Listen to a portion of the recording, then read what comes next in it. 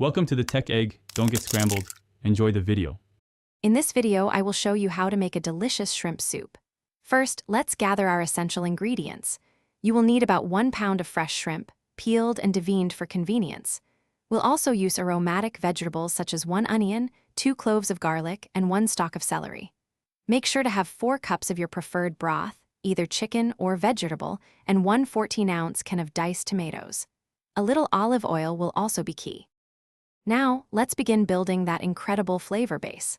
Start by heating 2 tablespoons of olive oil in a large pot or Dutch oven over medium heat. Add your chopped onion, minced garlic, and diced celery to the pot. Sauté these aromatic vegetables gently until they become soft and fragrant, which usually takes about 5 to 7 minutes. This initial step is vital for developing a deep, savory foundation for your shrimp soup. Next, we will add the liquids and let our flavors deepen. Carefully pour in the 4 cups of broth and the 1 14-ounce can of diced tomatoes into the pot with your sautéed vegetables. Bring the mixture to a gentle boil, then immediately reduce the heat to a low setting. Let the soup simmer uncovered for about 15 to 20 minutes.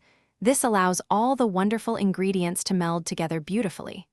Don't forget to season with salt, pepper, and a pinch of red pepper flakes for a little kick. Finally, it's time to add our star ingredient and finish the soup. Gently add the 1 pound of peeled and deveined shrimp directly into the simmering soup. Cook the shrimp for only 2 to 3 minutes, just until they turn a beautiful pink color and become opaque. It is very important not to overcook them, as this can make them tough.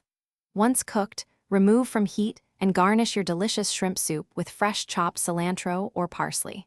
Serve immediately and enjoy. Thanks for watching. Consider subscribing if I helped unscramble your problems.